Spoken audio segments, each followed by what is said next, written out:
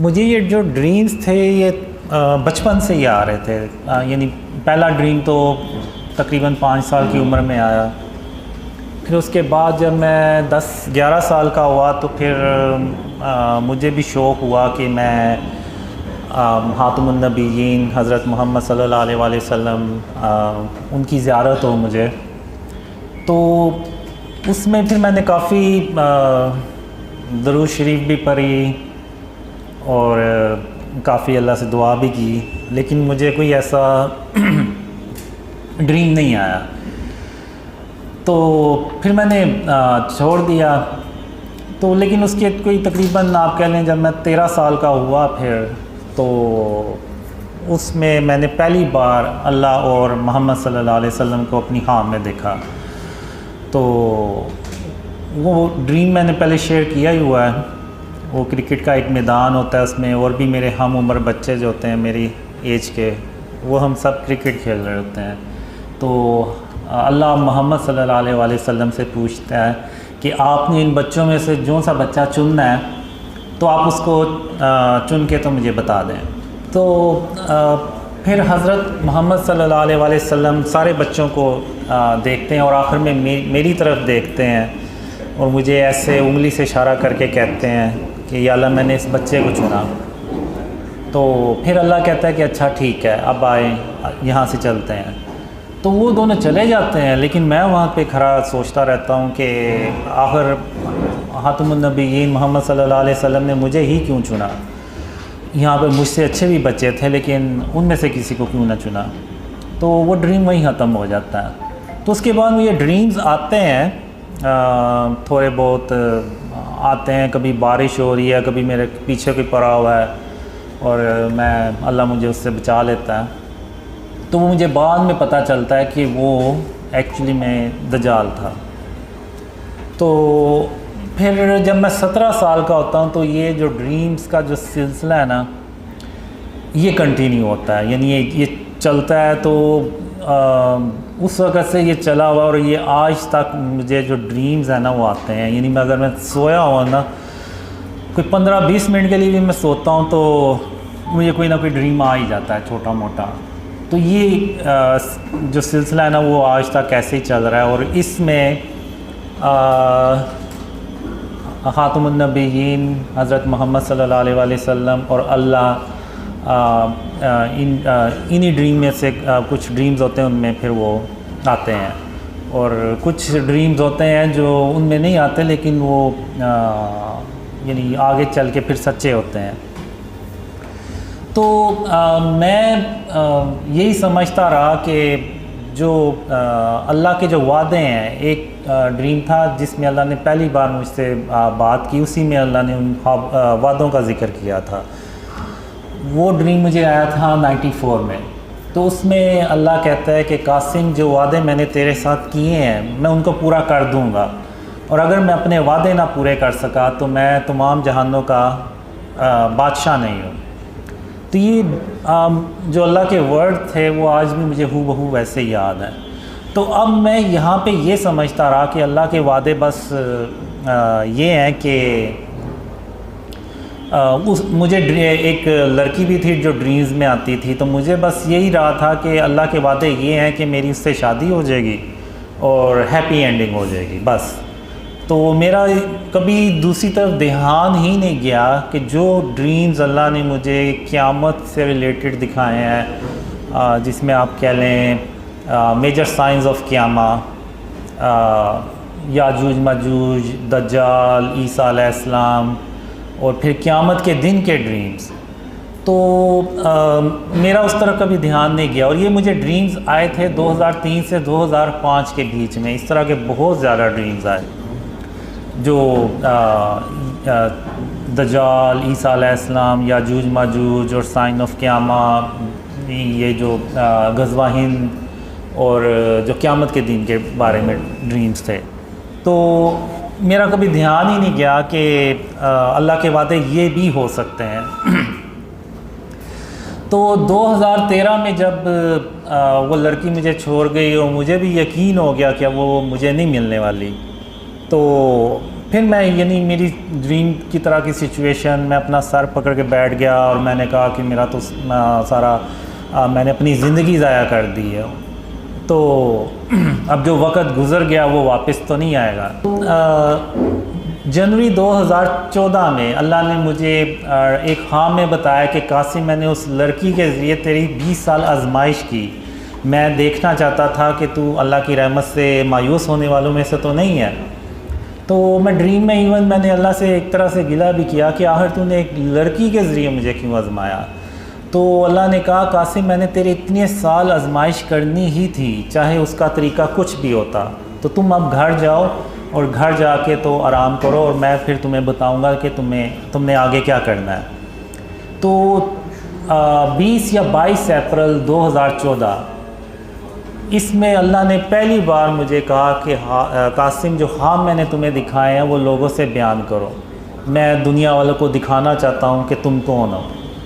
तो जब मैं सुबह उठा तो मैंने कहा कि ये तो बड़ा अजीब सा अल्लाह ने हुक्म दिया है। ये तो ऐसा हुक्म है कि वो यानी अगर मैं मेरे घर वाले यकीन ना करें तो जो मुझे जानता ही नहीं है तो वो कैसे यकीन करेगा इन ड्रीम्स पे। तो बहरहाल फिर मैंने कहा कि मैं खातमुन नबीयीन मोहम्मद सल्लल्लाहु अलैहि वसल्लम का वेट करता हूँ कि वो क्या हुक्म देते हैं। तो वो भी कोई 7 दिन हफ्ता 10 दिन बाद ड्रीम्स में आए, तो उन्होंने भी मुझे वही कहा कि जो ख्वाब अल्लाह ने तुम्हें दिखाए हैं वो लोगों से बयान करो। तो चूँकि अब अल्लाह और मोहम्मद सल्लल्लाहु अलैहि वसल्लम दोनों ने मुझे वही हुक्म दिया तो मेरे पास फिर कोई और चॉइस ही नहीं थी। मैंने फिर वो ड्रीम शेयर करना शुरू किए ईमेल्स के थ्रू अपने घर वालों से इधर उधर, तो किसी ने यकीन ही नहीं किया। तो फिर सितंबर में मैंने तकरीबन वो ईमेल्स के थ्रू भी ड्रीम्स शेयर करना छोड़ दिए। तो फिर अक्टूबर 2014 में एक ख्वाब में मैं अल्लाह से कह रहा होता हूँ कि अल्लाह, इन ख्वाबों पे कोई यकीन नहीं करने वाला और मैं सिर्फ़ अपना वक्त ज़ाया कर रहा हूँ। तो अल्लाह फिर कहता है कि नहीं कासिम, जब मैं किसी काम का इरादा करता हूँ तो फिर मैं उसको करके छोड़ता हूँ और मुझे रोकने वाला कोई भी नहीं होता। तो फिर अल्लाह इंटरनेट को बुलाता है और इंटरनेट को हुक्म देता है कि जो कासिम के ख्वाब है ना, ये पूरी दुनिया में फैलाओ। तो वो फिर वो दुनिया में फैलाता है। तो फिर उसके बाद मैंने करते करते जनवरी 2015 में ड्रीम्स को ऑनलाइन शेयर करना शुरू किया। वो भी एक तो इस ड्रीम से मुझे थोड़ा सा आइडिया हुआ और दूसरा ये था कि कोई दिसंबर के शुरू में खातमुन नबीयीन मोहम्मद सल्लल्लाहु अलैहि वसल्लम ख्वाब में एक ही रात में 2 बार आए और उन्होंने मुझे यही कहा कि कासिम, अपने ख्वाब लोगों से बयान करो, पाकिस्तान को बचाने के लिए, इस्लाम को बचाने के लिए। तो वो एक ही रात में 2 बार आए। तो मैंने यानी जब भी खातमुन नबीयीन मोहम्मद सल्लल्लाहु अलैहि वसल्लम एक ही रात में 2 बार ख्वाब में आए तो वो इसका मतलब होता है कि मुझे वो काम करना होता है। तो वो फिर मैंने जनवरी 2015 में स्टार्ट किए ड्रीम शेयर करना। तो इतने कमेंट्स बीच में नीचे इतने बुरे कमेंट्स आए तो मैंने कहा मैंने इस काम के लिए तो नहीं ये ख्वाब शेयर करना शुरू किए थे कि लोग मुझे बुरा भला के हैं। तो वो फिर मैंने जनवरी के एंड तक ना पक्का फ़ैसला कर लिया कि मैं इन ख्वाबों को ना शेयर करना बंद कर दूँगा। तो फिर 8 फरवरी 2015 उसमें ड्रीम में खातमुन नबीयीन मोहम्मद सल्लल्लाहु अलैहि वसल्लम आए और उनकी आवाज़ जो थी ना वो बहुत ही अफसरदा थी कि ऐसे जैसे अगर मैंने ये काम छोड़ दिया तो वो उनके लिए यानी बहुत बड़ा मसला हो जाएगा। तो उन्होंने फिर मुझे कहा कि कासिम, अल्लाह की रहमत से मायूस नहीं हुआ करते और तुम इस काम को मत छोड़ो और इसको करते रहो और अल्लाह तुम्हारी मदद कर रहा है और तुम अपनी मंजिल के बहुत करीब हो। तो मैं जब सुबह उठा तो मैंने कहा कि रसूल अल्लाह सल्लल्लाहु अलैहि वसल्लम के लिए जान भी हाजिर है, तो ये तो सिर्फ बुरे कमेंट्स हैं। तो फिर मैंने कंटिन्यू किया उसको काम को, लेकिन फिर भी दिल में था मेरे कि लोग क्या कहेंगे, यानी इस तरह से क्योंकि वो कमेंट्स बहुत ही बुरे होते थे, यानी अभी भी बुरे ही करते हैं कमेंट्स। तो फिर मार्च 2015 में अल्लाह ने एक खाम में कहा, इन उसमें एक अल्लाह मुझे कहते हैं कि कासिम इन अंधेरों में कब तक पड़े रहोगे, बाहर निकलो और उस जगह को तलाश करो जो मेरी रहमतों और बरकतों से भरी पड़ी है। तो मैं बड़ा खुश होता हूँ कि अल्लाह मुझे इन अंधेरों से बाहर निकालने आया है। तो जब मैं बाहर जाता हूँ अपने घर से तो वहाँ पे मैं देखता हूँ 8-10 कोई भूखे शेर भरे साइज़ के वो घूम रहे होते हैं। तो मैं डर के अंदर भागता हूँ, मैं कहता हूँ कि ये तो मुझे वैसे ही कच्चा खा जाएंगे।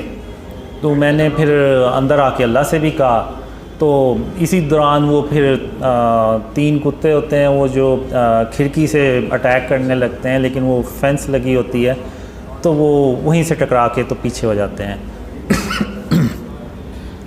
तो फिर मैं कहता हूँ अल्लाह से कि या अल्लाह तेरे सामने इन्होंने मेरे ऊपर हमला किया और तू मुझे ये कह रहा है कि वो शेर मुझे कुछ नहीं कहेंगे। तो फिर अल्लाह खैर उनको मार देता है और फिर अल्लाह मुझे कहता है कि कासिम या तो वो काम करो जिसका मैंने तुम्हें हुक्म दिया या फिर इन अंधेरों में हमेशा हमेशा के लिए पड़े रहो और तुम मेरा यकीन करो, मैं तुम्हारी हिफाजत करूँगा और तुम्हें तुम्हारी मंजिल तक बाहिफाजत पहुँचाऊँगा।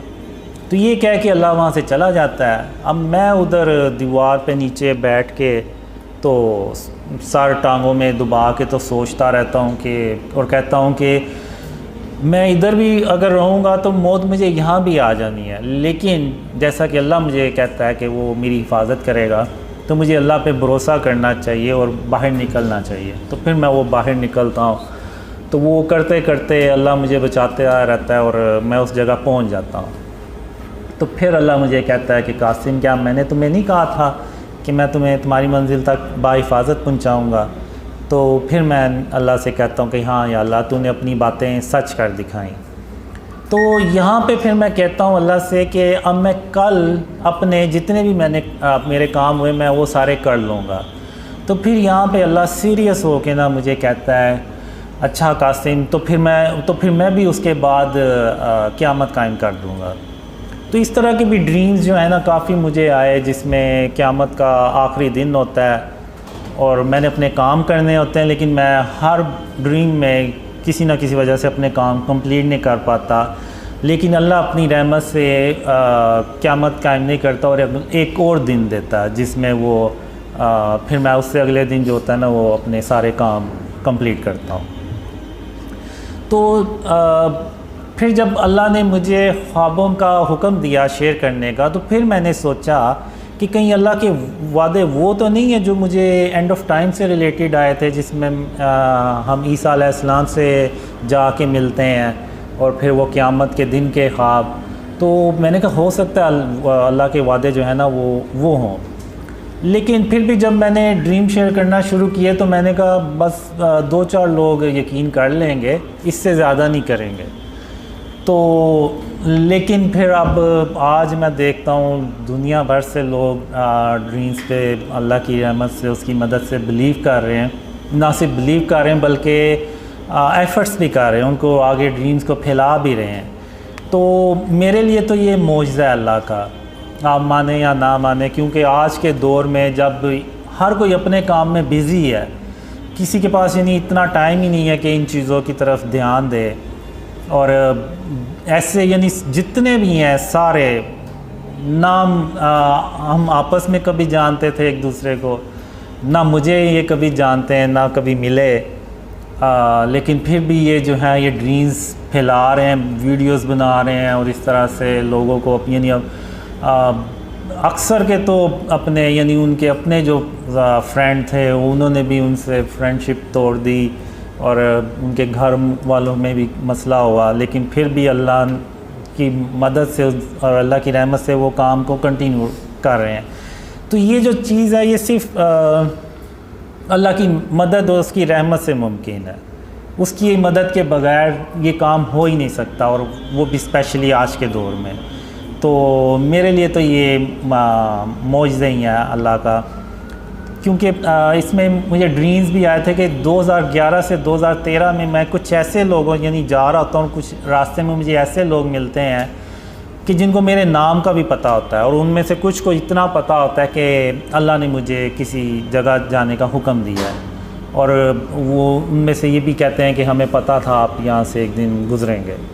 तो उस वक्त मैं ड्रीम में हैरान होता था और अपने आप से सवाल करता था आखिर ये लोग हैं कौन जिनको मेरे नाम का भी पता है और कुछ को इतना पता है कि मैं किस जगह जा रहा हूँ।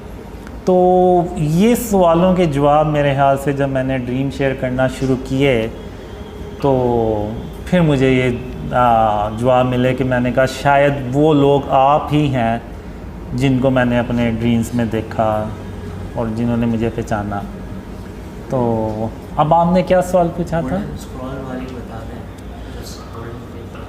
जी, अब जब मैंने ड्रीम शेयर करना शुरू किए तो उसमें फिर जो अल्लाह और ख़ातमुन नबीयीन मोहम्मद सल्लल्लाहु अलैहि वसल्लम थोड़ा यानी नॉर्मल रूटीन से थोड़ा ज़्यादा आना शुरू हुए, जिनमें अल्लाह थोड़ा सा ज़्यादा आना शुरू हुआ। तो शुरू में जब मैंने ड्रीम शेयर करना शुरू किए तो फिर ख़ातमुन नबीयीन मोहम्मद सल्लल्लाहु अलैहि वसल्लम ने भी मुझे ड्रीम्स में कहा कि कासिम मेरा ये पैगाम लोगों को, मेरी उम्मत को दे दो कि जो तुम्हारी मदद करेगा वो ऐसे ही जैसे उसने मेरी मदद की। और फिर उसके बाद कुछ ड्रीम्स में ऐसे भी आया कि अल्लाह जो है ना वो गोल्डन पेपर्स में उन लोगों के नाम लिख रहा है जो यानी शुरू में इन ड्रीम्स को फैलाते हैं। और मुझे ये भी ड्रीम्स में आया कि इस उम्मत के जो बेहतरीन लोग होंगे वो इन ड्रीम्स पे पहले यकीन करेंगे और फिर ये ड्रीम्स फैलेंगे, फिर थोड़े से और ऊपर के लोग बिलीव करेंगे, फिर इवन फिर मीडिया से रिलेटेड लोग बिलीव करेंगे, फिर कुछ पॉलिटिशियंस इस तरह से, और फिर करते करते ये ड्रीम्स जो है ना वो इतने फैलेंगे कि जो आर्मी चीफ़ ऑफ पाकिस्तान है उनको भी इन ड्रीम्स का पता चलेगा और वो इन ड्रीम्स को सुनेंगे। तो फिर उसके बाद ख़ातमुन नबीयीन मोहम्मद सल्लल्लाहु अलैहि वसल्लम आर्मी चीफ़ को गवाही देंगे कि कासिम अपने ख्वाबों के बारे में किसी से झूठ नहीं बोल रहा और बिल्कुल वैसे कुछ होने जा रहा है जैसा कि अल्लाह ने कासिम को ख्वाबों में दिखाया है। तो ये विटनेस मिलने के बाद फिर जो है ना वो काफ़ी ड्रीम्स जो है ना वो दुनिया में फिर बहुत ही ज़्यादा फैलते हैं, जिसका यानी पाकिस्तान की तरक्की और इस्लाम की सरबुलंदी से भी ताल्लुक़ है। और गोल्डन आप चाहें तो क़यामत के मंजर वाला अर्श के नीचे वाला अगर आप चाहें। अच्छा, ठीक है। अब जो क़यामत का जो दिन होता है ना, जब अल्लाह क़यामत कायम करता है, इससे पहले मैंने एक ड्रीम में अल्लाह से पूछता हूँ कि अल्लाह आखिर ये कैसे होगा कि तू क़यामत के दिन हम सब को आवाज़ देगा और हम सब तेरी तरफ दौड़ते चले जाएंगे। तो अल्लाह ने मुझे एक मिसाल दी। अल्लाह कहता है कासिम जैसे कि एक बिल्ली है और उसके छोटे छोटे दूध पीते बच्चे हैं, वो अपने बच्चों को दूध पिला के तो अपना रिज़्क़ तलाश करने के लिए बाहर चली जाती है और फिर वो कई घंटों के बाद जब वापस आती है और उस वक्त उस दौरान उसके बच्चे जाग जाते हैं और वो अपने आप को अकेला देख के, अपनी माँ को पास ना देख के तो खौफ महसूस करते हैं कि हमारी माँ कहाँ है। तो फिर जब बिल्ली आती है और वो दूर से अपने बच्चों को आवाज़ देती है तो उसके जो बच्चे हैं वो दौड़ते चले जाते हैं अपनी अम्मी के माँ के पास, और ये नहीं देखते कि इनको कोई रास्ते में कोई ख़तरा भी हो सकता है, कोई नुकसान भी हो सकता है। नहीं, वो बस ये देखते हैं कि हमारी जो माँ है उसने हमें बुलाया। तो बिल्कुल इसी तरह मैं क़यामत के दिन जब तुम सबको आवाज़ दूँगा तो तुम सब इसी तरह मेरी तरफ दौड़ते चले आओगे और मेरे सामने हाज़िर हो जाओगे। तो अब जब मैंने देखा अपने ड्रीम्स में कि अल्लाह क़यामत कायम कर देता है, तो अब मुझे ऐसे लगता है जैसे मैं ज़मीन से उग के निकला हूँ, जैसे कोई पौधा उगता है तो उस तरह से ना मैं ज़मीन से उगा हूँ। और जैसे ही मैं उठा हूँ तो वो ऑलरेडी यानी होता है कि मैंने अल्लाह रब्बुल आलमीन के पास जाना है, यानी उसके सामने जाना है। तो अब मैं उधर ऐसे तेज़ चलता हुआ ना, तो जैसे अल्लाह ने ऑलरेडी मुझे बताया हुआ कि मैंने कहाँ जाके खड़े होना है, तो तो मैं उधर जाता हूँ और जाके खड़ा हो जाता हूँ, तो वहाँ पे खातमुन नबीयीन मोहम्मद सल्लल्लाहु अलैहि वसल्लम पहले से आगे खड़े होते हैं। तो अब जो अल्लाह का क़यामत के दिन जो अर्श होता है ना, उसका साया जैसे शाम का साया होता है ना, तो लंबा हो जाता है। तो ये अब जैसे ये अल्लाह का अर्श का साया है और इधर ये बाकी मैदान है, और सूरज इस तरफ होता है, काफ़ी बड़े साइज़ में होता है। तो उसका जो ऐसे रोशनी आती है, तो अल्लाह के अर्श के जो साया ना, वो ऐसे एक लंबा साया बन जाता है। तो सबसे आगे खातमुन नबीयीन मोहम्मद सल्लल्लाहु अलैहि वसल्लम खड़े होते हैं, फिर उसके पीछे आप सल्लल्लाहु अलैहि वसल्लम की जो उम्मत होती है वो, फिर जब उसके बाद फिर हज़रत इब्राहीम अलैहिस्सलाम और उनकी उम्मत के लोग होते हैं, फिर उसके बाद सारे दर्जा बदर्जा अल्लाह के नबी और उनके उम्मती होते हैं। तो जो मैंने ड्रीम्स में देखा है, खातमुन नबीयीन मोहम्मद सल्लल्लाहु अलैहि वसल्लम की उम्मत की जो तादाद है वो बहुत ज़्यादा होती है बाकी नबियों की उम्मतों से। तो मैं यहाँ पे खड़ा हो जाता हूँ और मेरे साथ वो लोग होते हैं जो दुनिया में साथ होते हैं। तो अब मोहम्मद सल्लल्लाहु अलैहि वसल्लम यहाँ पे अब हमसे ना मुलाकात करने आते हैं। तो वो जितने भी लोग होते हैं वो सब खातमुन नबीयीन मोहम्मद सल्लल्लाहु अलैहि वसल्लम उनसे इन पर्सन मिलते हैं, और वो कहते हैं कि आपने दुनिया में कासिम के साथ रहे और इस्लाम और यानी उस पर यानी उस जो ड्रीम्स आए थे उस वक्त मुझे, तो उस वक्त मुझे नहीं पता होता कि हमने ऐसा आखिर क्या काम किया है कि खातमुन नबीयीन मोहम्मद सल्लल्लाहु अलैहि वसल्लम हमसे मिलने पहले आए हैं। तो बहरहाल उस वक्त तो मुझे नहीं समझ लगी, लेकिन आज अब तो समझ लगती है कि वो शायद इस्लाम की सरबुलंदी से मुतल्लिक ही काम होगा। तो खातमुन नबीयीन मोहम्मद सल्लल्लाहु अलैहि वसल्लम फिर हमें कहते हैं कि आज अल्लाह जो है ना आपको खुश कर देगा, अल्लाह अपनी रहमतें और बरकतें आप पे नाजिल करेगा। तो इस तरह से मैंने ना वो ड्रीम में देखा, और उस वक्त मैं ड्रीम में भी यानी ये सोच रहा होता हूँ, हैरान हो रहा होता कि हमने आखिर दुनिया में ऐसा क्या काम किया होगा कि खातमुन नबीयीन मोहम्मद सल्लल्लाहु अलैहि वसल्लम खुद हमसे मिलने आए हैं। तो वो इस तरह का ड्रीम होता है। तो उसके अलावा भी काफ़ी ड्रीम्स होते हैं, यानी उसमें ये जो एरिया होता है इधर सारे कुफ़ार होते हैं खड़े हुए, और उनके गर्दनों में और पूरा जंजीरों में जकरे होते हैं, और ऐसे यानी कि उनके ऊपर ये आज जो दिन है ना वो बहुत भारी है। तो और उनके लिए कोई छाँव नहीं होती, और इवन ज़मीन भी उनकी तप रही होती है, और ज़मीन से भी जो है ना वो उनको तपिश महसूस हो रही होती, मिल रही होती। तो इस तरह से वो ड्रीम। गज़वा हिंद, ये जो जंग है ये मैंने अपने ड्रीम्स में बहुत बार देखी है। तो अब ये जंग ना हम पे मुसल्लत की जाती है बेसिकली, हम कोई यानी हमें शौक़ नहीं होता कि हम ये जंग खुद से करें। हम यानी पाकिस्तान में पाकिस्तान अल्लाह की रहमत से तरक्की कर रहा होता है, और अल्लाह की रहमतें और बरकतें पाकिस्तान पे नाजिल हो रही होती हैं। तो हमें तो ज़रूरत ही नहीं होती कि हम है किसी से जाके तो जंग शुरू कर दें। अब होता ये है कि मिडल ईस्ट में जो जंगें हैं ना वो हो रही होती हैं, जिसमें तुर्की और अरब कंट्रीज़ जो है ना वो बहुत बुरी तरह से तबाह हो रहे होते हैं। तो हम ये करते हैं कि उधर जो मुसलमान होते हैं उनको जितना ज़्यादा से ज़्यादा हम पाकिस्तान में ला सकते हैं लेके आते हैं। इससे पहले मैं थोड़ा सा ये बता दूं कि जब आर्मी चीफ़ को गवाही मिलती है मेरे ड्रीम्स के बारे में, तो फिर उनको भी आर्मी को भी यकीन हो जाता है कि जो पाकिस्तान है ना इसका जो एंड ऑफ टाइम में और आगे जो इवेंट्स आने हैं ना उसमें बहुत अहम की रोल इसने प्ले करना है।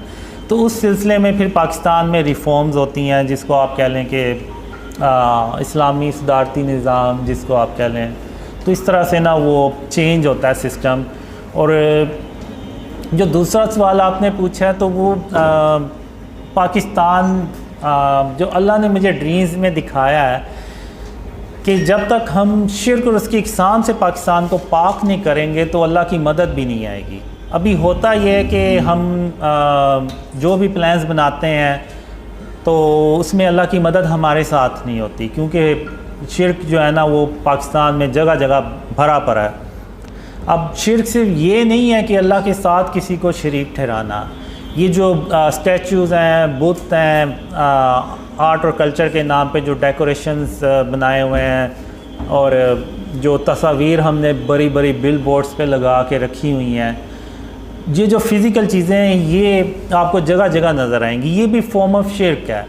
अब मक्का जो काबा है उसमें 360 जो थे वो बुत ही पड़े हुए थे, तो अब वो बुत वो वाले हों या जो आज के दौर में बुत बनाते हैं आर्ट और कल्चर के नाम पे वो हों, वो सब सेम ही है। उनकी जो प्रेजेंस है या उनकी जो वजूद है वो वही है, सिर्फ शक्लें डिफरेंट हैं और तो कोई मसला नहीं, और तो कोई डिफरेंस नहीं है। तो अगर आप देखें तो आज के दौर में आप एक टाउन से 360 से ज़्यादा इस तरह के स्टैचूज़ निकाल लेंगे।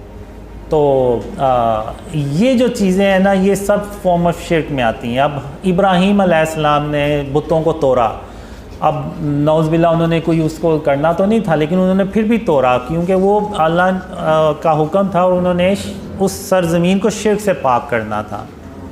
तो वो तभी होता है जब वो बुत तोड़े जाए, बुत ख़त्म किए जाएं और तस्वीरें ख़त्म की जाएं। अब मैं यहाँ पे ये नहीं कह रहा कि लोग बाहर निकलें और तोड़ दें, ये हुकूमत का काम है और वही करे ये काम तो बेहतर है और उसे ही करना चाहिए, और वही कानून बनाएं कि इस तरह जो भी अपने दुकानों में स्टैचूज़ रखेगा या गैर ज़रूरी तस्वीरें लगाएगा तो उसको फ़ाइन होगा या जो भी।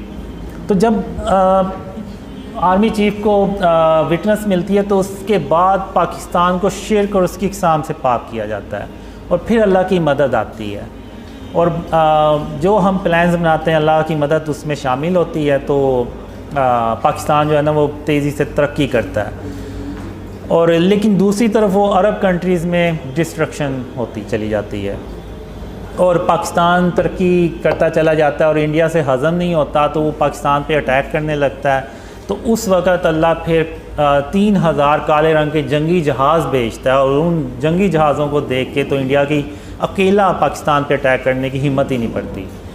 तो चूँकि अब पाकिस्तान तरक्की कर रहा होता है तो जो दुनिया के बाकी के मुल्क होते हैं ना उनको भी ये फ़ियर आना शुरू हो जाता है कि अगर हमने पाकिस्तान को ना रोका तो ये कल को हमारे ऊपर हुकूमत करेगा। तो चूँकि वो अरब कंट्री में ऑलरेडी डिस्ट्रक्शन कर रहे होते हैं तो वो फिर इंडिया के साथ मिल के तो एक बहुत बड़ी जंग पाकिस्तान पे मुसल्लत करते हैं, तो जिसको कि वो गज़वा हिंद कहा जाता है। जो मैंने ड्रीम्स में देखा है वो शायद 100 झंडे 100 मुल्क हों जो सारे मिल के ना तो पाकिस्तान के ख़िलाफ़ हो जाते हैं। तो अब इस दौरान पाकिस्तान की जो आबादी है वो भी ज़्यादा होती है, क्योंकि लोगों को पता चलता जाता है कि ये एंड ऑफ टाइम और इस तरह से गज़वा हिंद का वक्त आ रहा है। तो लेकिन इसके बावजूद लोगों में ना वो कुछ मुसलमान जो पाकिस्तान में होते हैं उनमें फ़ियर भी होता है कि पता नहीं पाकिस्तान बचेगा भी या नहीं, क्योंकि वो दुश्मन ही इतनी बड़ी तादाद में होते हैं। तो लेकिन अल्लाह जो है वो पाकिस्तान की मदद करता है, और इस जंग में ख़ातमुन नबिय्यीन मोहम्मद सल्लल्लाहु अलैहि वसल्लम खुद फ़िज़िकल शिरकत भी करते हैं और वो उस जंग में मौजूद होते हैं। लेकिन वो जो सरबराह होता है उसके इल्म में होता है, या कुछ जो लोग होते हैं करीबी उनको पता होता है कि ख़ातमुन नबिय्यीन मोहम्मद सल्लल्लाहु अलैहि वसल्लम भी इस जंग में शरीक हैं। तो अब जो मैंने ड्रीम्स में देखा है कि पाकिस्तान का 10% से ज़्यादा जो है ना वो नुकसान नहीं होना चाहिए इस जंग में, और फिर जब जंग शुरू होती है तो अल्लाह मदद करता है और पाकिस्तान जो है ना वो हिंदुस्तान को ना डिफ़ीट कर देता है। और जो मैंने ड्रीम्स में देखा है वो इतनी ज़्यादा तबाही होती है कि उसमें तकरीबन 80 करोड़ लोग जो है ना वो मारे जाते हैं, जिसमें बहुत ज़्यादा तादाद हिंदुस्तान उनकी होती है। तो उसके बाद मैं देखता हूँ तो जो औरतें, बच्चे और बुज़ुर्ग जो है ना, वो बहुत बड़ी करोड़ों की तादाद में बच जाते हैं। और हम उस जंग में भी ख़ातमुन नबिय्यीन मोहम्मद सल्लल्लाहु अलैहि वसल्लम के जो बनाए हुए असूल हैं जो जंगों में, वही हम उसको भी अपनाते हैं। और किसी यानी बच्चों को और बुज़ुर्गों को, औरतों को नहीं मारते। तो वो बच जाते हैं। तो वो फिर पाकिस्तान को पैगाम देते हैं कि या तो आप हमें भी मार दें या फिर आप हमें अपनी पनाह में ले लें। तो सब फिर हुकूमत ऐलान करती है कि आप दो मर्दों को 2-2, 3-3, 4-4 शादियाँ करें और उन औरतों को पनाह दें। तो उसके बाद फिर मिडल ईस्ट में पाकिस्तान जाता है काले रंग के जंगी जहाज़ लेके, और वहाँ पे रशिया और अमेरिका को शिकस्त देता है और पाकिस्तान अकेला जो है ना वो सुपर पावर बन जाता है। तो उसमें जो मैंने ड्रीम्स में देखा है कि जो हम यूरोप में जाने लगते हैं तो वो पहले ही हाथ खड़े कर देते हैं और वो जंग नहीं करते। वो कहते हैं आए आप और हम पे हुकूमत कर लें, इस तरह का कोई सीन होता है। और फिर पाकिस्तान जो है वो पूरी दुनिया में जब ख़ातमुन नबिय्यीन मोहम्मद सल्लल्लाहु अलैहि वसल्लम का सच्चा इस्लाम फैलाता है तो पूरी दुनिया अमन से भर जाती है। लेकिन इसका जो स्टार्ट है ना वो पाकिस्तान से होगा। तो इस तरह से मैंने ये देखा है कि दुनिया कैसे अमन से भरती है। फिर उसके चंद साल बाद दज्जाल जो है वो बाहर आ जाता है। फिर दज्जाल से एक बहुत बड़ी जंग होती है जिसमें तकरीबन 2 से 2.5 अरब लोग मारे जाते हैं। उनमें ज़्यादातर तादाद मुसलमानों की होती है।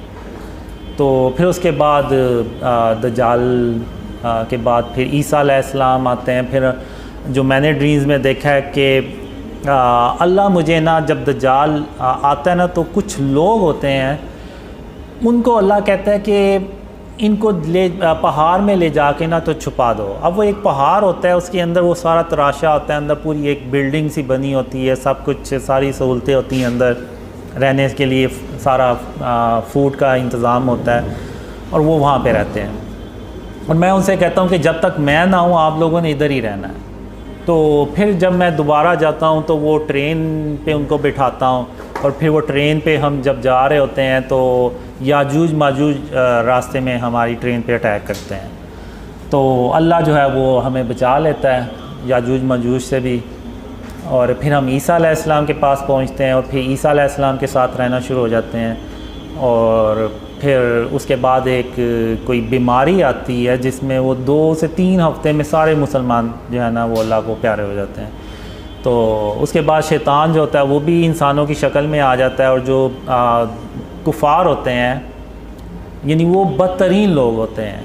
अब जब ईसा अलैहिस्सलाम आते हैं तो एक तरफ उम्मत के बेहतरीन लोग होते हैं और दूसरी तरफ आप कह लें कि इंसानी तारीख़ के बदतरीन लोग होते हैं। तो मुसलमानों के बाद वो शैतान जो है वो उनमें इंसानों की शक्ल में आ जाता है और वो उनको बहकाता है और फिर उन्हीं लोगों पे अल्लाह जो है ना वो बदतरीन जो लोग होते हैं ना उन पे क़यामत कायम करता है। तो इस तरह से मैंने ये ड्रीम्स में देखा है। अब जो रीसेंट ड्रीम है वो मैंने 3 दिन पहले देखा था, वो भी काले रंग के जंगी जहाज़ों के बारे में था। तो उसमें ये होता है कि पाकिस्तान में यानी तब्दीली आ चुकी होती है और पाकिस्तान तरक्की करने लगता है। तो उसमें वो फिर 3 काले रंग के जंगी जहाज़ आते हैं और उनमें से एक जंगी जहाज़ इंडिया में जाता है अटैक करने। यानी हम चाहते हैं कि यानी शुरू में ही इंडिया को प्रेशराइज़ किया जाए और इन ख्वाबों का फ़ायदा उठाते हुए। तो एक जंगी जहाज़ जाता है लेकिन इंडिया अलर्ट हो जाता है और वो काफ़ी यानी जहाज़ अपने भी उड़ाता है। तो वो जंगी जहाज़ जो है वो ऐसे हवा में खड़ा भी हो जाता है, रुक भी जाता है और फिर वो वेट करता रहता है। चूँकि वो जहाज़ ज़्यादा होते हैं तो वो फिर वापस आ जाता है। तो जब वो वापस आता है तो इंडिया जो है वो जैसे मैच जीतने के बाद पाकिस्तान से वो शोर शराबा करते हैं और हल्ला गुल्ला करते हैं, तो उसी तरह उनके जो सारा करते हैं और उनके जो जहाज़ होते हैं वो भी ऐसे स्टंट करते हैं कि देखो हमने तुम्हारा जो जंगी जहाज़ आया था उसको भगा दिया। तो लेकिन वो जो जंगी जहाज़ है ना वो ऐसे वापस आके ना तो ऐसे नीचे बहुत नीचे परवाज़ करता है। तो यानी इसमें मैं पहली बार यानी देखता हूँ कि वो जंगी जहाज़ ऐसे हवा में रुक भी जाते हैं और ऐसे बहुत लो फ्लाइट करते हैं। जैसे अब ये एक बिल्डिंग है और इधर नीचे इस लेवल पे घर होंगे, तो वो जंगी जहाज़ जो है ना वो रेजिडेंशल एरिए से ऐसे गुज़रता हुआ जाता है ऐसे।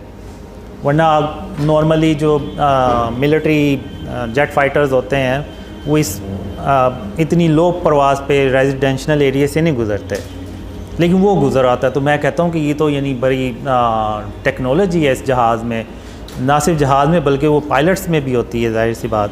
वो फिर आहिस्ता से ऐसे अंदर इंडिया के बॉर्डर पे एंटर होता है और 2 मिज़ाइल फायर करता है, एक जो इंडिया की बेस होती है मिलिट्री वो, और एक जो एयर बेस होती है उस पर अटैक करता है, और वो दोनों बेस तबाह हो जाती हैं और वो वापस अपने वापस पाकिस्तान आ जाता है, और उनको इंडिया को पता भी नहीं चलता कि कोई आया है और अटैक करके चला गया। तो वो इरफान भाई ने बताया कि जब वो जहाज़ बहुत ही लो फ्लाइट पे जा रहा तो इवन वो रेडार्स जो है ना वो भी डिटेक्ट नहीं कर पाते। तो इवन जब वो हाइट पे भी होता है तो वो बेसिकली उनके रेडार डिटेक्ट नहीं कर पाते कि जहाज़ किस जगह पे, बस उन्हें एक सिग्नल्स आ रहे होते हैं कि हमारी टेरिटरी में कोई दुश्मन का कोई डिवाइस या कोई जहाज़ इस तरह से आया, लेकिन कहाँ पे है वो नहीं पता चलता उनको। तो इस तरह से वो फिर वापस आता है, और फिर वो जो ब्लैक जेट फाइटर्स के पायलट्स होते हैं वो आते हैं, तो वो हम उनसे बात कर रहे होते हैं, तो वो ड्रीम वहीं ख़त्म हो जाता है। तो ये लेटेस्ट ड्रीम ये है। रिसेंटली ड्रीम्स आते हैं, इमरान खान के बारे में भी आए, तो लेकिन एक चीज़ है कि जब तक इस मुल्क को शिर्क और इसकी इक़साम से पाक नहीं किया जाएगा ना, ये मुल्क नीचे चलता जाएगा। लोग मुझसे पूछते हैं तो मैं वो बस उसी बेस पे कहता हूँ कि जब तक हम शिर्क से इस मुल्क को पाक नहीं करेंगे तो अल्लाह की मदद भी नहीं आएगी। अल्लाह की मदद नहीं आएगी तो इसका मतलब है कि ये मुल्क मज़ीद नीचे चलता जाएगा। तो जो मुझे लग रहा है कि मैं कहना नहीं चाहता, लेकिन मुझे यही लग रहा है कि ये मुल्क में मज़ीद मसाइल पैदा होंगे, मज़ीद डॉलर्स का मसला होगा, इकोनॉमी का और पॉलिटिकल स्टेबिलिटी आ भी जाए तो कोई मुझे नहीं लग रहा कि कोई इकोनॉमी इसकी बेहतर होगी। तो जो नवाज शरीफ के बारे में जो ड्रीम्स थे उसमें वो आएंगे पाकिस्तान दोबारा वापस, लेकिन अल्लाह खैर करे, बस मैं ये कहूँगा कि अल्लाह पाकिस्तान की मदद करेगा इंशाअल्लाह। लेकिन ये है कि जैसे जैसे वो ड्रीम्स फैलेंगे तो लोगों में जो शिर्क और उसकी इक़साम और उसकी अवेयरनेस है वो ज़्यादा होगी, तो लोग अपने आप को बचाएंगे शिर्क से। एक कोशिश जो है ना, अगर वही हम स्टार्ट कर दें तो अल्लाह को वो कोशिश भी पसंद आ जाएगी। और मैंने जब आप देख लें बहुत से लोग मेरी बातें करते हैं, मेरी दाढ़ी नहीं है, मैं नमाज़ें भी नहीं पढ़ता, तो ये वो, तो अल्लाह ने मुझे बहुत ज़्यादा ड्रीम्स में बताया, कहा कि अल्लाह क़यामत के दिन सारे गुनाह बख्श देगा लेकिन शिर्क कभी माफ़ नहीं करेगा। लेकिन नौज़ुबिल्लाह इसका मतलब ये नहीं कि वो मैं ये कह रहा हूँ कि नमाज़ें नहीं पढ़नी चाहिए, दाढ़ी नहीं रखनी चाहिए, रखनी चाहिए। लेकिन अल्लाह ने मुझे ये भी कहा है ड्रीम में कि जो नमाज के बारे में सवाल है ना वो सिर्फ़ अल्लाह रब्बुल आलमीन किसी से कर सकता है, क्योंकि नमाज एक इंसान सिर्फ़ अल्लाह के लिए पढ़ता है। ये नहीं है कि किसी और के लिए पढ़ रहा है, तो वो ज़ाहिर सी बात है जिसके लिए हम नमाज़ पढ़ते हैं वही अल्लाह जो है ना वो सवाल करने का हक़ भी रखता है। तो मुझे अल्लाह ने ड्रीम में यही कहा कि अल्लाह जो है ना वो ये अल्लाह ये पूछ सकता है किसी से कि वो नमाज़ पढ़ता है या नहीं, और अगर कोई तुम्हें ज़्यादा तंग करे, ज़्यादा कहे, तो उसको कहना कि जब अल्लाह मुझे तौफ़ीक देगा तो मैं नमाज़ें भी पढ़ना शुरू कर दूँगा। तो इस तरह से अल्लाह ने मुझे ड्रीम में कहा, और अल्लाह ने मुझे बहुत ज़्यादा ड्रीम में ये कहा कि कासिम मैं तेरी सिर्फ़ इसलिए मदद कर रहा हूँ कि तूने अपने आप को शिर्क और उसकी इक़साम से बचाना शुरू कर दिया। यानी मैंने भी बचाना शुरू कर दिया। मैं मुकम्मल तौर पे मेरा भी नहीं है, अभी भी कोई ना कोई घर में मेरे कोई तस्वीर इस तरह से कोई पड़ी होगी, क्योंकि हम जो भी चीज़ खरीदते हैं उसमें अक्सर तो वो तस्वीरें होती हैं। तो बहुत ही मुश्किल है। शुरू में तो मैंने यही समझा शायद जब अल्लाह ने कहा तो कि सिखाया कि शिर्क की क्या इक़साम है, मैंने समझा कि शायद इतना मुश्किल नहीं होगा। लेकिन जब अल्लाह ने सिखाना शुरू किया शिर्क के बारे में तो मैंने कहा ये भी शिर्क है, वो भी शिर्क है, और फिर मैंने कहा कि ये तो हर तरफ शिर्क ही शिर्क है, तो हम तो सब शिर्क में ही रह रहे हैं। तो मैंने बहुत कोशिश करने के बाद क्या कहते हैं कि घर से सारा कुछ ख़त्म किया, लेकिन अभी भी जो भी हर रोज़ कोई ना कोई चीज़ आ भी जाती है। तो मैंने वो स्प्रे पेंट भी रखा हुआ है कि कोई चीज़ अगर ज़्यादा देर के लिए रहनी है तो उस पर वो, और उसके ऊपर तस्वीर है तो उसके ऊपर फिर मैं स्प्रे पेंट कर देता हूँ। तो वो जो कोशिश है ना वो अल्लाह को पसंद आ गई। तो मुकम्मल तौर पे अभी तक मैं भी नहीं कर सका, लेकिन अगर हम पूरे पाकिस्तानी, अब आप देखें कि मैं 2015 में मैं अकेला था, मुझे कोई भी नहीं था जानता। इवन जो मुझे पुराने ड्रीम्स आते थे ना उसमें होता था कि लोग मुझे जान रहे हैं, पहचानते हैं, तो मैं बड़ा हैरान भी होता था। मैंने कहा लोग मुझे कैसे पहचानेंगे, कैसे जानेंगे, मैं तो घर से बाहर ही नहीं निकलता, ना मैं कोई सोशल पर्सन हूँ, ना मैं कोई सेलिब्रिटी या इस तरह से कोई डॉक्टर इंजीनियरों के लोग मुझे पहले से जान रहे हों और इस तरह से। तो ये मेरे लिए एक बहुत बड़ा सवाल होता था कि लोग मुझे जानेंगे कैसे। और 2015 तक तो मैं, आप कह लें कि मैं ज़ीरो था, यानी मैं अकेला ही था, यानी दोस्त यार भी कोई होंगे तो कभी शायद मुलाकात हो जाती थी उनसे। तो फिर जब अल्लाह ने ड्रीम शेयर करने का कहा तो ये बेसिकली अल्लाह की मदद थी, और अल्लाह उस वजह से मदद कर रहा था कि मैंने अपने आप को शिर्क और उसकी इक़साम से बचाना शुरू कर दिया। तो अल्लाह ने अब मदद की, तो अब आप देखें कि पूरी दुनिया से लोग जो हैं ना वो ड्रीम्स पे बिलीव कर रहे हैं और उनको फैला भी रहे हैं। तो अगर अकेला एक बंदा अगर शिर्क और उसकी इक़साम से अपने आप को बचाए तो अल्लाह उसकी इतनी मदद करे कि वो दुनिया के लोग उसको उसकी मदद करना शुरू हो जाएं। तो अगर हम 22 करोड़ आबादी जो लोग हैं वो अगर हम सारे शिर्क और उसकी इक़साम से बचाना शुरू कर दें अपने आप को, तो फिर आप सोचें कि जो अल्लाह की मदद आएगी तो ये कौम सालों में भी नहीं शायद महीनों में ये ऊपर जाना शुरू हो जाए। तो मैं तो यही पैगाम दूंगा कि मेरी फ़िज़िकल अपीयरेंस पे ना जाएं, आप उस पैगाम पे जाएं कि अल्लाह ने मुझे कहा था एक हाँ में कि कासिम ये दुनिया इतनी शिर्क से भरी हुई कभी नहीं थी जितनी ये आज शिर्क से भरी हुई है।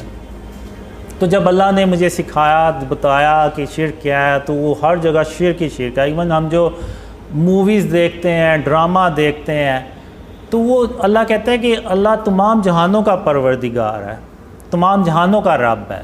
तो वो जो फ़िल्म है वो भी एक जहान है, बेशक वो एक फ़ेक स्टोरी क्रिएट की गई है, लेकिन उसका भी परवरदिगार सिर्फ अल्लाह रब्बुल आलमीन ही हो सकता है।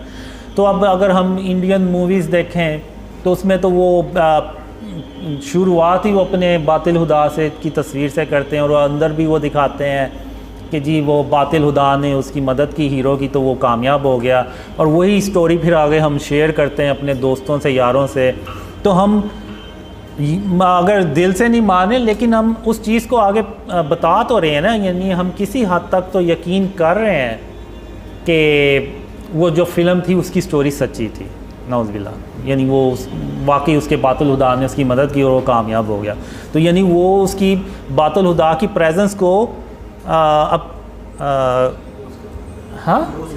हाँ इंडोर्स कर रहे हैं, तो ही तो वो आगे शेयर कर रहे हैं, वरना तो वो आगे शेयर ही ना करें। तो यानी ये शिर्क जो है ना वो इतना ज़्यादा हम मुसलमानों में पेनिट्रेट कर चुका है। अब वो ब्रदर सलाद थे अमेरिका से, वो गए हुए थे उम्रा करने, तो मैंने उनसे कहा कि आप देखें कि इस तरह की चीज़ें कि मस्जिदुल हराम में और मस्जिद नबवी में भी तो नहीं है। तो फिर उन्होंने वो देखा कि एक बंदा था, उसने शर्ट पहनी हुई थी, पीछे उसके पूरी शेर की तस्वीर बनी हुई थी। तो वो नमाज़ पढ़ने के लिए मस्जिद नबवी में बैठा हुआ है। तो ये अब एक हदीस है कि जहाँ पे तस्वीर होगी वहाँ अल्लाह की रहमत के फ़रिश्ते नहीं आएंगे। तो अब वो एक बंदे की वजह से वो अल्लाह की रहमत के जो फ़रिश्ते हैं वो बाकियों के लिए भी रुक गए। तो अब एक वाक़या था, जंग थी, जब ख़ातमुन नबिय्यीन मोहम्मद सल्लल्लाहु अलैहि वसल्लम वापस आए अपने घर, तो उन्होंने खिड़की पे पर्दा देखा जिस पे वो चिड़िया का एक परिंदे का स्केच बना हुआ था। तो आप सल्लल्लाहु अलैहि वसल्लम ने उस पर्दे को गुस्से से उतार के तो फेंक दिया और हज़रत आयशा रज़ी ताला अन्हा से कहा कि दोबारा इस तरह की चीज़ मेरे घर ना आए। तो वो एक सिर्फ स्केच था, तो उन्होंने उस पर्दे को भी गुस्से से उतार के फेंक दिया।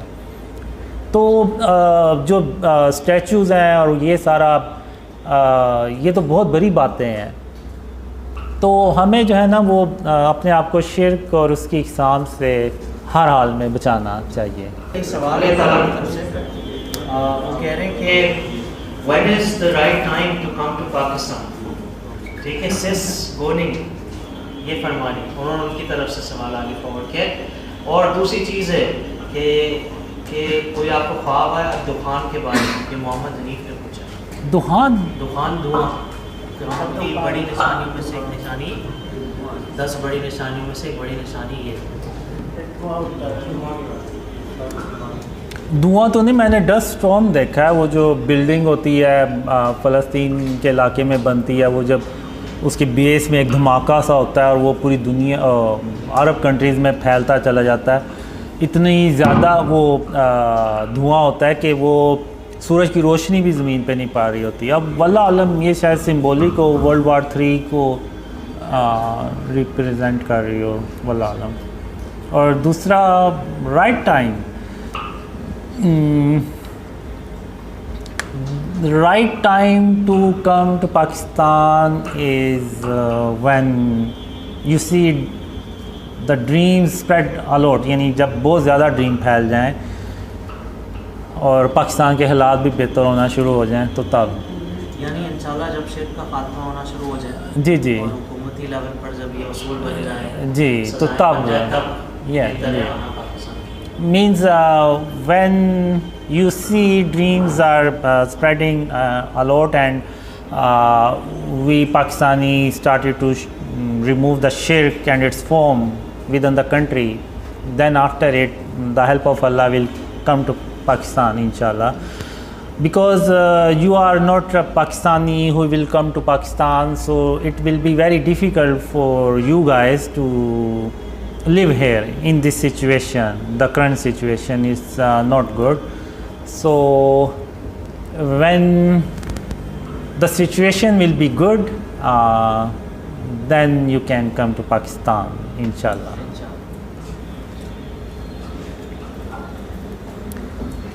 For the Zoom meeting, we were talking about shirk and its form, and I shared my story, how dreams started to come and how Allah helped us, and we talk about Ghazwa Hind, and we talk about current situation, and I shared our latest dream about black jet fighters, which is Brother Talha already translated. So inshallah I will try to share that dream inshallah. ठीक है ज़ीशान, पहला सवाल आप पूछ लें। कासिम भाई अभी ना। अस्सलाम वालेकुम कासिम भाई।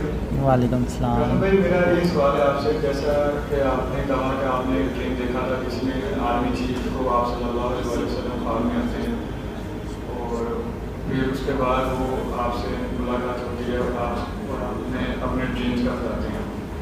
मेरा सवाल ये है यहाँ पे कि क्या आपके ख्वाबों में कोई स्ट्रेटजी बताई गई है शिर्क के अलावा भी, किस किस तरह कैसे, मतलब कौन कौन से स्टेप पहले लिए जाएंगे, कौन कौन से स्टेप बाद में लिए जाएंगे पाकिस्तान में रिफॉर्म्स करने के हवाले से? बहुत शुक्रिया। अस्सलाम वालेकुम सलाम।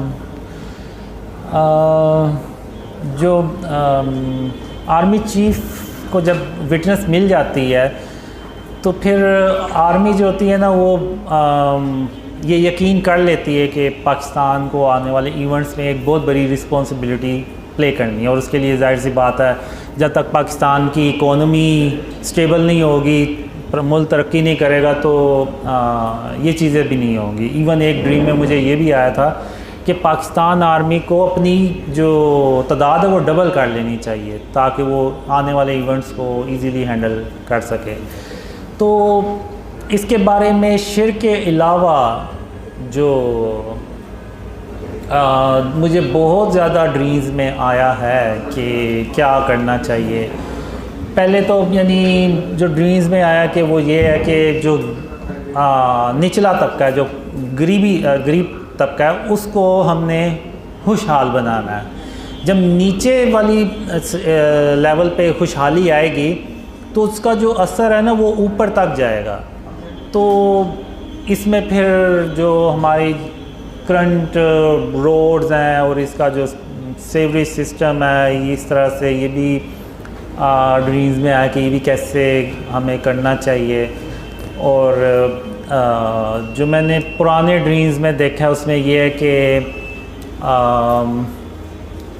हम एक ऐसा सिस्टम लेके आते हैं इकोनॉमी का कि जो इवन यूरोप के, अमेरिका के जो कंट्रीज़ हैं ना वो भी सरप्राइज होते हैं कि ये कैसा सिस्टम लेके आए। इवन हेल्थ का सिस्टम जो मैंने ड्रीम्स में देखा है कि वो हम एक टावर्स लगाते हैं, जैसे अभी आप देखें ना तो टावर्स लगे हुए हैं मोबाइल नेटवर्क के, तो वो जो टावर्स होते हैं ना वो लोगों को स्कैन करते हैं कि इनमें कोई बीमारी तो नहीं डेवलप हो रही कि उनको पता ना चल रहा हो।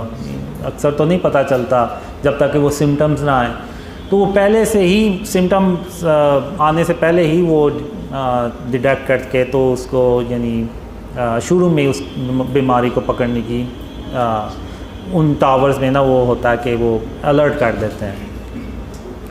और इसके अलावा फिर हम जो रोड्स के इर्द गिर्द ऐसे मशीन्स होती हैं जिसमें से वो आप कह लें कि कोई जैसे मिस्ट से नहीं निकलती उस तरह से वो निकलती है कि जो इर्द गिर्द के वायरस है ना, बैक्टीरिया, उनको मार सके। क्योंकि वो जितने भी वो हमने उस वक्त जो ड्रीम में होता है कि वो ज़्यादातर जो वायरस और बैक्टीरिया ट्रैवल करते हैं वो रोड्स और इस तरह से जो ट्रैवलिंग करते हैं लोग उनके थ्रू फैलती, तो उसके लिए वो चीज़ होती है।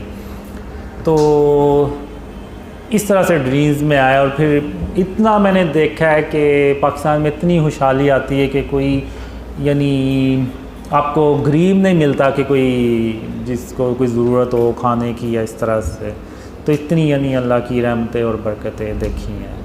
लेकिन ये होता तभी है जब हम शिर्क और उसकी इकसाम से अपने आप को बचाना शुरू करते हैं। क्योंकि एक सूरह सबा में अल्लाह ने एक कौम का ज़िक्र किया हुआ है जो हर तरह से खुशहाल थी और उसमें कोई बुराई नहीं थी, सारे यानी नेकूकार लोग थे, उनमें कोई भी बुराई नहीं थी। तो अल्लाह ने उनको 2 बाग दिए हुए थे जो कसरत से फल लगते थे उनमें, और उसको बेच के तो वो अपनी इकोनॉमी चलाते थे और जो भी उनमें खुशहाली थी वो उन बागात की वजह से थी। लेकिन आहिस्ता आहिस्ता उन लोगों ने ये कहना शुरू कर दिया कि ये जो बाग है ना ये हम मेहनत करते हैं तो ये फल लेके आते हैं। तो अल्लाह ने उन फलों को ना मुर्दा कर दिया। और फिर अल्लाह ने उस कौम से सवाल किया कि अब भी तो तुम उतनी ही मेहनत करते हो जितनी पहले करते थे, तो अब ये ऐसे फल क्यों नहीं लगते जिनको तुम बेच सकते हो या तुम खा सकते हो। तो यानी बात करने का मतलब ये है कि जब तक हम यानी उन्होंने भी एक तरह से ना अल्लाह से तवक्कल हटा के तो अपने बाजुओं अपनी मेहनत पे ले आए कि यानी ये भी एक फॉर्म ऑफ शिर्क किया कि अल्लाह के अलावा किसी और पे तवक्कल कर लेना। तो जब तक हम शिर्क और उसकी इकसाम से अपने आप को नहीं ना बचाएंगे तो आप भूल जाएं कि अल्लाह मदद करेगा। तो यही मैं कहूँगा। I think when dreams spread a lot means a lot of people believes on the dreams, like are gathering here, then I think if someone want to come, then we can also is able to help them. So without local support, it will be very difficult for you guys to settle in Pakistan. But now the situation is about the dream spreading is by the mercy of Allah is a lot. So there is people who believes on the dreams in Pakistan, but still I will say wait a little more. So more people believes on the dreams, the more will be easy for you who want to come early. It will be more easy for them to settle in Pakistan because they will have more support. But still I will say wait for the right time to come to Pakistan, inshallah. I think Qasim Bhai answered this before also. So you should listen to Qasim Bhai and obey, and he's telling you to come at a later point in time. So you should obey, you should look for the signs. When it's the appropriate time, you should come. Also, there is a hadith from Rasulullah sallallahu alaihi wasallam, which means that if you're presented with two paths, you should choose the easier one. Do not put yourself in a test that you cannot withstand. So be careful what you wish for. Okay, moving on to the next question. Question number 6. शिर्क में बातें का शिर्क भी शामिल है. लोग कहते हैं तो हैं कि हम अल्लाह को अव्वल तरजीह देते हैं, मगर उनके अमल अव्वल तरजीह वाले नहीं होते, जैसे कि अल्लाह का हक है. ऐसा क्यों? फ्रॉम सनोवर. मतलब लोग बातों से भी शिर्क करते हैं, कहते तो कि हम अल्लाह ताला को पहले तरजीह देते हैं, लेकिन फिर जो करते हैं तो तरजीह नहीं होती, यानी अपने आप को ज़्यादा तरजीह देते हैं. मेरे ख्याल से ये चीज़ जैसे कि इरफान भाई ने भी कहा, ये चीज़ नाफरमानी में आएगी, शिर्क में नहीं आएगी. क्योंकि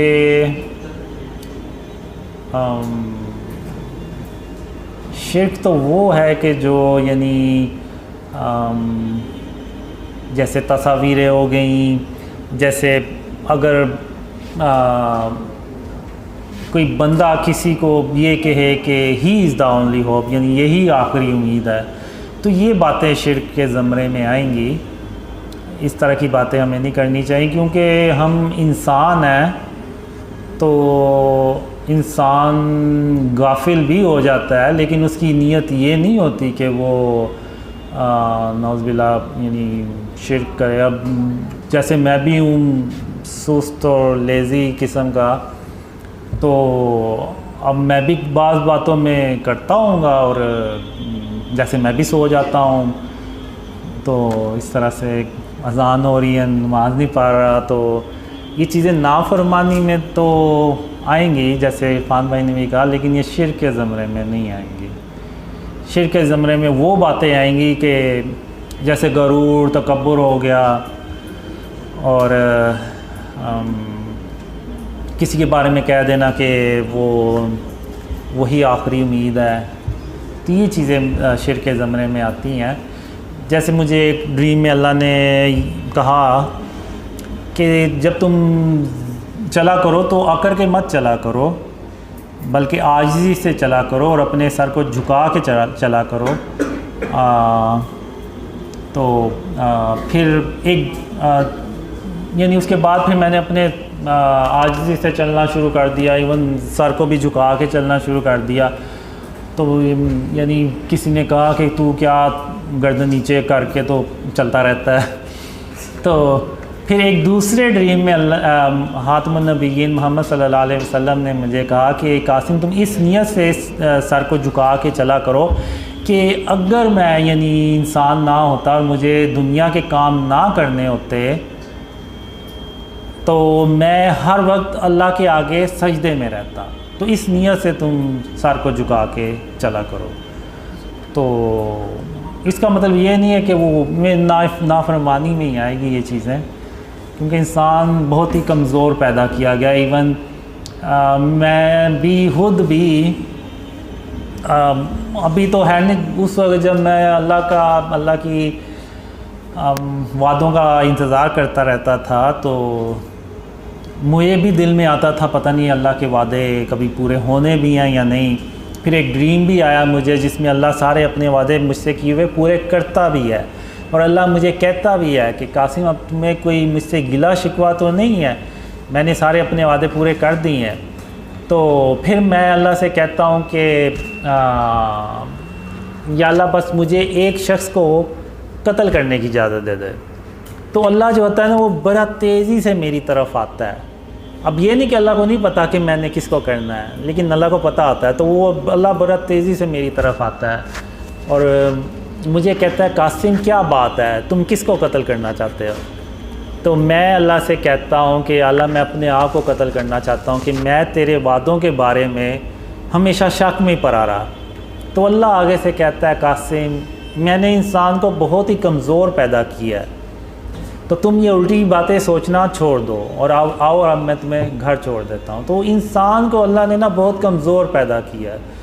तो अब ये चीज़ें नाफरमानी में आ सकती हैं लेकिन शिर्क में नहीं, क्योंकि अल्लाह ने इंसान को ना कमज़ोर पैदा किया, इंसान बड़ा कमज़ोर है। अच्छा भाई अगला सवाल है, Does Mohammed Qasim have any plan to visit any other country right now? Will he come to Indonesia this year from Goni? I always wish that I will be like you guys. Seriously, when I see you guys, I always wish, what if Allah make me like you guys, so I can go out and meet other people in different cities, in different countries. But Allah make me like this. So I have a plan to visit other countries, to visit other cities, but I am lazy and I am lazy, very lazy. So let's see when Allah fulfill these desires. Inshallah I will visit Indonesia, Malaysia, Bangladesh, other countries. Inshallah. USA भी ना?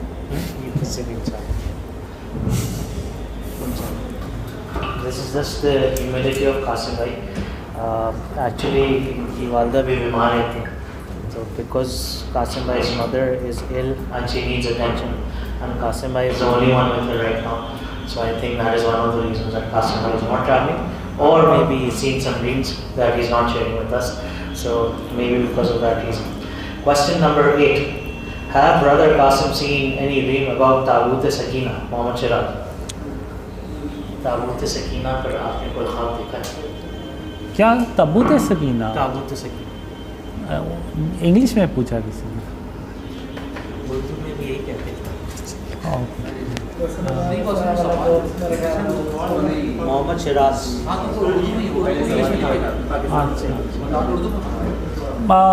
Actually, I don't see any dream like this.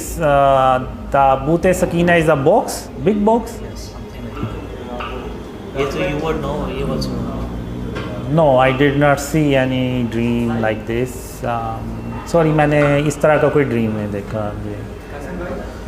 वो जाने का